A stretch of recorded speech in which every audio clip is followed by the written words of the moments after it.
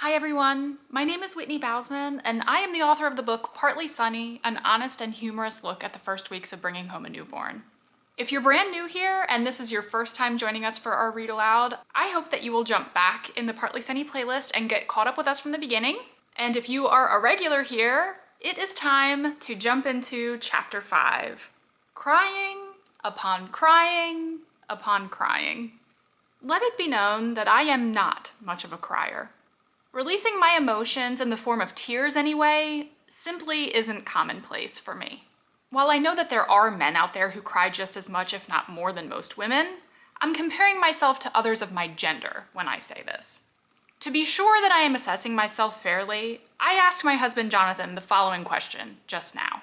Hey love, on a scale of 1 to 10 in terms of women, how often do I cry with a 1 being never and a 10 being always? His very quick response? Maybe a 2 or a 3. Case in point. Part of this, I believe, is in my upbringing. For starters, my mom is super pragmatic. Don't get me wrong, it's one of the qualities that I love about her, but if I call or text my mom in the middle of what I deem a crisis, her responses are always practical, not emotional. If I'm being honest, she doesn't usually say what I want her to say. You know, things like, "You're totally right, follow your heart, everything will be okay." She says what is best. Something more like, "You have an awesome job with amazing benefits. You'd be silly to leave it." In case you're curious on the when and why my mom may have said something like this to me, well, here comes a long but pertinent story. After I had Clark, I returned to work full-time not because I wanted to, but because Jonathan and I weren't in a financial place where another option even existed. When I found out that I was pregnant with Annie, there was an evening early on during which I poured out my heart to my hubby. I explained to him that I just couldn't handle returning full-time to work after bringing a child into the world again. I longed to be at home. Being the support that he is, Jonathan took this to prayer and immediately started looking for new employment. To make a long story short, God provided him a perfect job, and I informed my employer both that I was pregnant and that I would not be returning to work full-time. Because I worked as a certified school nurse on a professional contract exactly like the classroom teachers surrounding me, I didn't expect a part-time offer. But that's exactly what I received. Any and every request that I laid before the school district I was working for was granted. Although my true hope was to stay at home for good, I felt obligated to work in this new capacity since my employer was being so accommodating of all of my needs. From the 6th to the 13th months of Annie's life, I worked 2 days weekly while she and Clark were cared for by my sister Ashley. Add to the reality that this was a set schedule with great hours and phenomenal pay year-round, despite the fact that I had the summer months off, and it was about the cushiest, cakiest setup a working mom could ever hope for. You know what though? None of it mattered. I still wanted to be at home. More than money, Jonathan wanted me to find fulfillment, peace, and happiness in what I was doing, and he could sense that bringing home a paycheck just wasn't doing that for me any longer. At that point, we decided that I would stay at home full-time. When I finally took the news of our decision to my mom and got the response I got, she wasn't being an unfeeling, heartless jerk. She was being reasonable and rational, especially given her past. Without turning this tangent into an entire chapter itself, my mom endured a long marriage in which she never experienced support, encouragement, or healthy love. Instead, she worked really hard to provide for herself, her undeserving spouse, and her 3 children. It's this history, I believe, that creates my mom's pragmatism. And understandably so. She is the first one to admit that she wants what is best for my sisters and I in every situation, always, even if it means saying some harsh or honest things. What it all boils down to is that she wants us to be able to stand on our own 2 feet and support ourselves like she had to. She's my hero.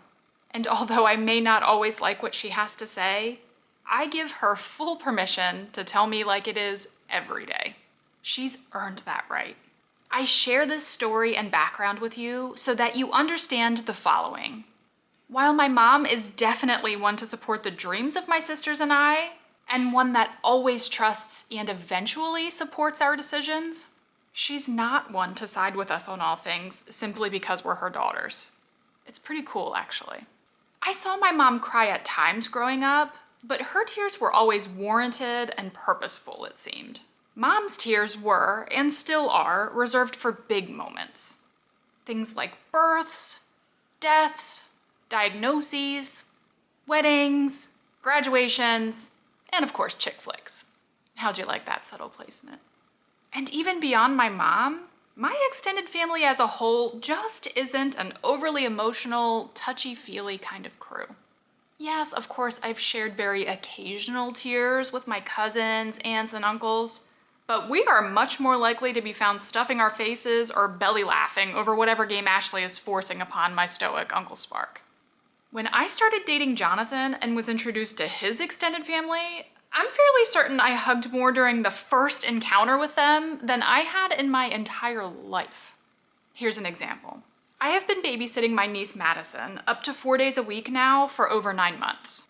On each and every one of these days, I have received a hug and a super genuine "have a great day" from my brother-in-law Justin. Jonathan's family on both sides is comprised of lots of super sweet, super feeling people. Many of them cry. Bunches.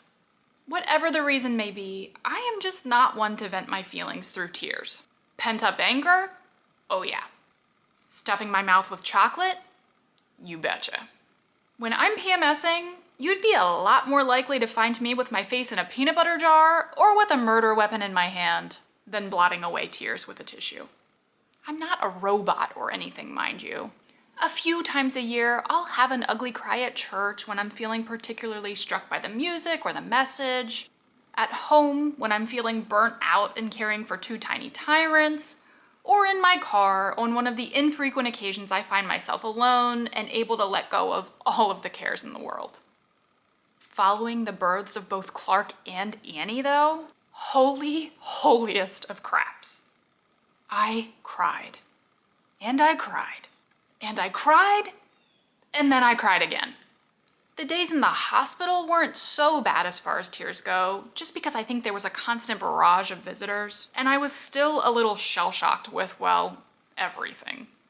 As soon as we returned home, however, it was almost as if someone opened the floodgates. The first night, you may recall, I shed puddles of frantic tears when Clark choked on his own spit-up after a 3 a.m. feeding. Because until this point in my life, having a good cry triggered some sort of internal register and then reset the counter for another month, or 2, or 6, I awoke the next morning looking completely awful, but hopeful that better, tear-free days were ahead. Wishful thinking. Ashley basically told me that I would feel like a lunatic the day my milk came in, and that special day just so happened to be the day after Clark's choking fiasco. Anything and everything brought me to uncontrollable, ugly sob fests that day. The best example of this was when Mom and Alicia came to help Jonathan and I with some housework. Clark was comfortable and completely asleep in his pack and play, while the hubs and I were looking bad on the couch. My mom took pity on our tired, wrecked souls and said, "Why don't you go lay upstairs and get some rest while Clark sleeps?" She could sense my hesitancy as a new, "I have no clue what I'm doing, Mom," and added, "I promise if he wakes up, I'll come get you."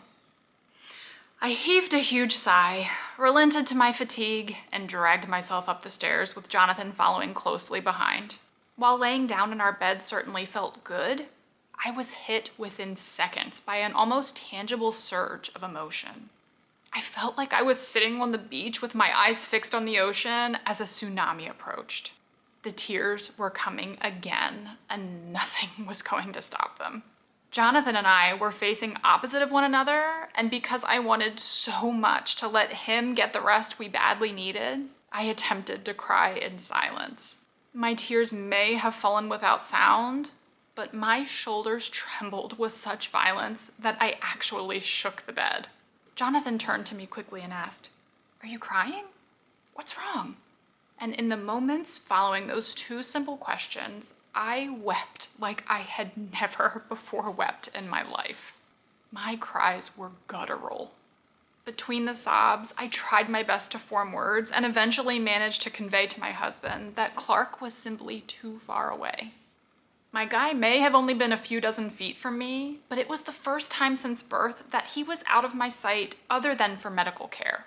After carrying Clark in the depths of my core for months, after nourishing him and growing him and feeling him, it was the first moment that I realized that he and I weren't physically connected anymore, and that I couldn't protect him or shield him from the hurts of the world.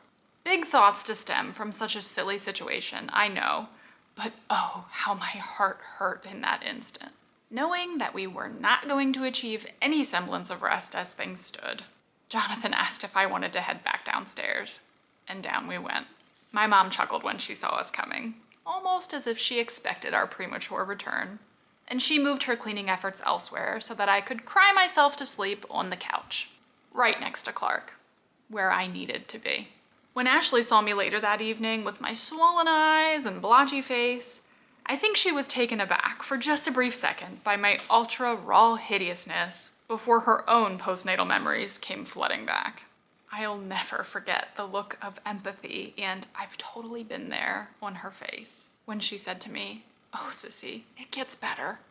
4 times before, she had stood where I stood.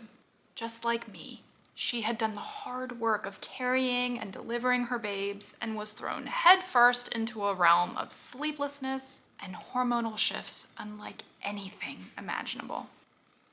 Having a baby is seriously the craziest thing ever. It's kind of like this. Here's a new full-time job, a new family, a new sleep pattern, a new routine, a new dripping body. Oh, and all of those hormones that you've grown accustomed to for nearly a year now, blammo, gone. No wonder I cried. No wonder you cried, moms. No wonder you will cry, pregos. Crying in the beginning will become almost so second nature that it'll feel like just a part of your day. This was true for me for like a solid 2 weeks after the births of both Clark and Annie. Because those puffy-eyed, drippy-nosed days were forever branded in the back of my mind after having Clark, I even made a game out of my crying when Annie came to town. Jonathan and I took bets on how many subsequent days I would cry after her delivery. Every morning when we woke up, we would look at each other and say whether we thought that day would be the day when I'd make it to sundown without waterworks. I'm pretty sure I thought I would get myself together the second time around a lot sooner than I actually did. I'm also pretty sure Jonathan had me pegged to cry every day for like a month. Regardless of who did or didn't win our little game, I cried for every reason from A to Z in the postpartum days. Pregnant? You will too. I can almost promise it.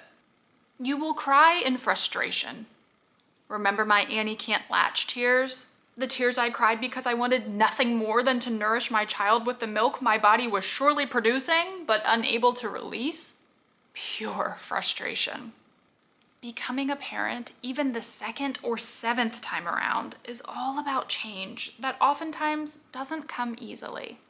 There will be lots of big and little things, especially in the beginning, that are frustrating enough to bring you to tears. Maybe it's getting your little one to eat. Maybe it's getting your little one to sleep. Maybe it's trying to find time to shower. Ever. You will cry in love. After we brought Annie home, I will never forget waking that first morning as a family of 4 and just sobbing to Jonathan about how much I loved my children. In my opinion, there is not a more concrete love than the love felt by a parent for his or her newborn child. It's such an overwhelming love, to be honest, that it almost physically causes distress. My ridiculous outburst when I attempted to nap 1 floor above a sleeping infant Clark, for example. The pangs of love. You will cry in fatigue.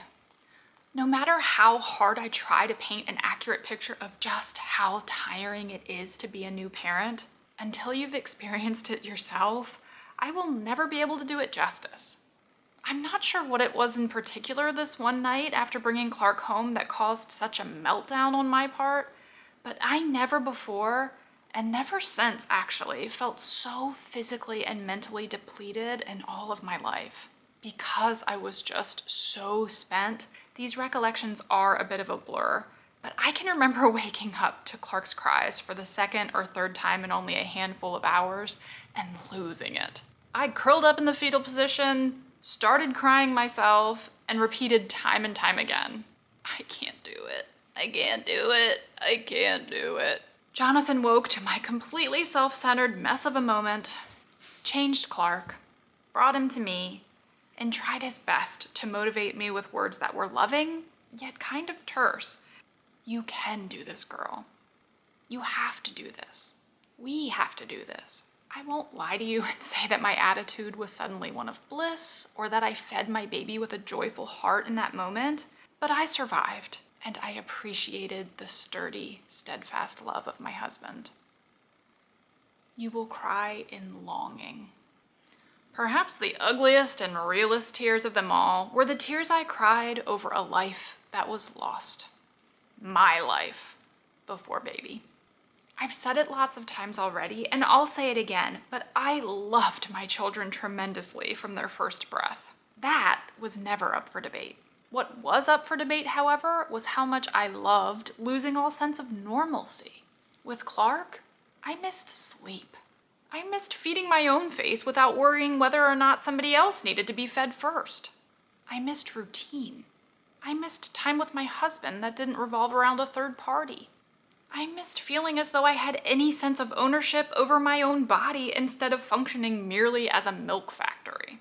I missed being able to leave the house when I wanted, to go where I wanted, without having to think about the approximately 6,642 things I would have to bring along, including a baby who was never, ever a good car rider like everyone assured Jonathan and I he would be. With Annie, I missed a nap schedule. I missed one-on-one time with Clark. I missed the little bit of sleep I had actually started getting again. I missed Daddy being able to help with feedings. Oh, and of course I missed being able to leave the house when I wanted to go where I wanted to, without having to think about the approximately 6,643 things I would now have to bring along, including a baby and a toddler, who were never ever good car riders like everyone assured Jonathan and I they would be. You will cry in loneliness. We've already established that having a baby is quite a paradoxical experience. It can be the absolute best and the absolute worst, all at the same time. Another strange paradox of parenthood is the sense of simultaneous community and isolation that it brings to moms and dads. On one hand, having a baby makes you closer with others because it helps you understand and relate better to parents, parent siblings, and parent friends. It sort of brings things full circle. Until I was a mom, I couldn't possibly comprehend the full effect of the sacrifices my own mom made for my sisters and me when we were growing up. And when I did become a mom, well, it was absolutely bananas to me that my mom had lived the journey not once, not twice, but 3 times around. Because of how demanding of an experience it is, parenthood also kind of forces you to accept the help of others in the form of food prep, help with housework, and help with childcare. On the other hand, though, having a baby can make you feel so very alone. For starters, it's just hard to get out of the house when a baby comes to town. Even seemingly menial tasks like picking up a handful of groceries become something that requires loads of planning and a complete assessment of risk versus reward. Then there's this feeling like you're the only person on the planet who is so tired and so out of touch with the outside world. Attending events of any sort the first month or so, hard. You've got to plan ahead for feedings, bring a giant bottle of hand sanitizer for all the touchy-feelies in the crowd, and prepare yourself mentally to look and act like you have some semblance of an idea of what you're doing. Being around friends and family is stressful enough. But anywhere with crowds in the beginning, might as well just forget about it if you're a germaphobe and a please don't touch my baby unless you actually know me kind of person, like I am. You will cry in the opposite of loneliness. Sometimes the sense of community that comes along with having a baby is totally great. Sometimes, not so much. In the next chapter, we'll dig deep into the concept of visitors as I relive and recount my stories as they relate to guests in the initial postnatal days. Did I ever cry in the presence of visitors? You betcha. Family members and friends are almost always well-meaning, but sometimes also super duper overwhelming. You will cry in envy. Before I say anything further, please know that my husband is beyond amazing and sincerely wanted to help with our babies from day one in any way fathomable. Because we bottle-fed breast milk to Clark, Jonathan often assisted with overnight feedings while I pumped.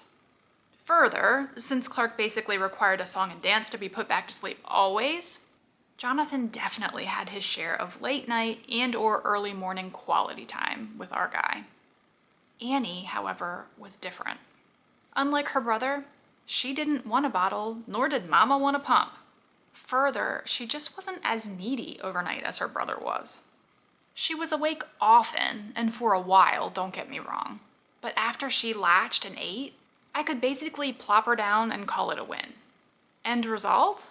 Although appreciated, Jonathan wasn't really needed overnight, per se, with Annie. This is especially true due to the fact that my husband is not a fast waker. If I have an alarm set on my phone, it sounds, I turn it off, and I'm out of bed. Jonathan's alarm, well, it sounds, and sounds, and sounds.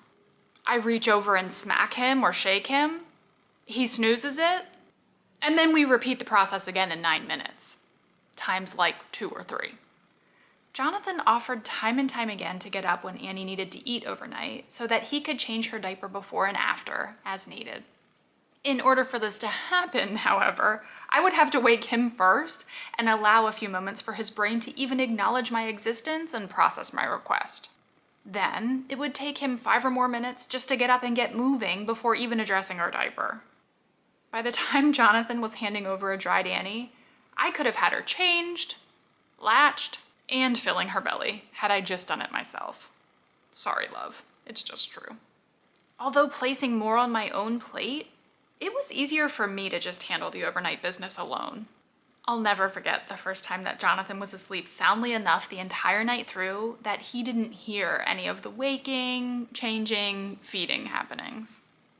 When he rubbed his eyes the next morning just before 6 a.m., opened them far enough to see me feeding Annie at the bedside, and said something akin to, "Wow, I can't believe this is the first time she woke up all night to eat," I wanted to smack the crap out of him right then and there. That day, and many other days if I'm being honest, my friends, I cried tears of envy. Being a parent is super hard, period, but in those moments of wanting nothing more than a solid night of sleep for myself, being a breastfeeding mom was super, super hard. You will cry in wonder. You just created a life. Think about that.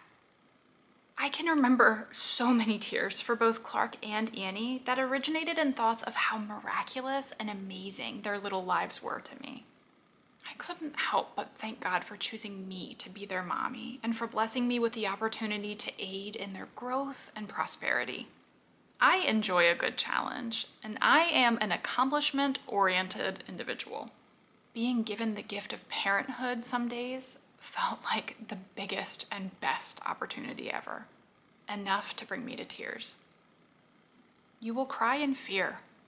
One morning, well into our game of, for how many consecutive days will Whitney lose it? I said to Jonathan with confidence, "I can feel it. Today's gonna be the first day without tears." Not long after making this bold statement, Jonathan took Clark outside to play in the front yard while I fed Annie. True to form, Annie pooped as she ate because classy just runs in our family. I wrapped things up, laid Annie down, and started changing her, as always. When I opened her diaper, however, the nurse in me panicked. What did I discover? Blood. A non-medical parent may have missed it in all actuality because it wasn't like her poo was bright red or anything. It was blackish and looked like a bunch of coffee grounds.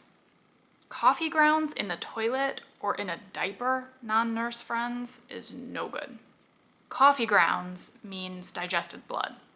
As a medical professional, I stayed calm, phoned the doctor, and rationally signaled to Jonathan that I needed his attention.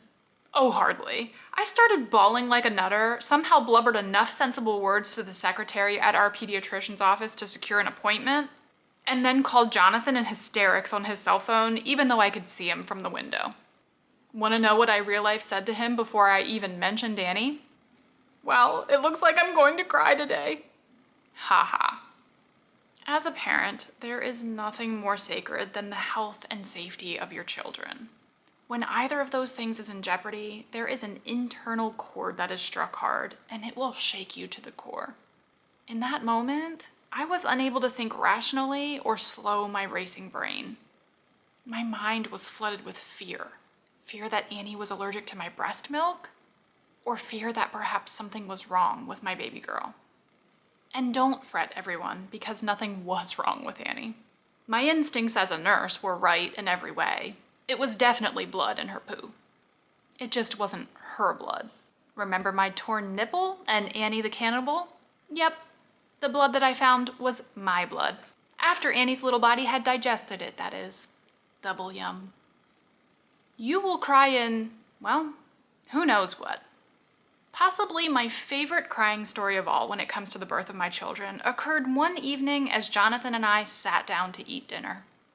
Clark was sleeping peacefully in his rock and play, and our food was fully prepped and ready to go, thanks to some kind soul from church.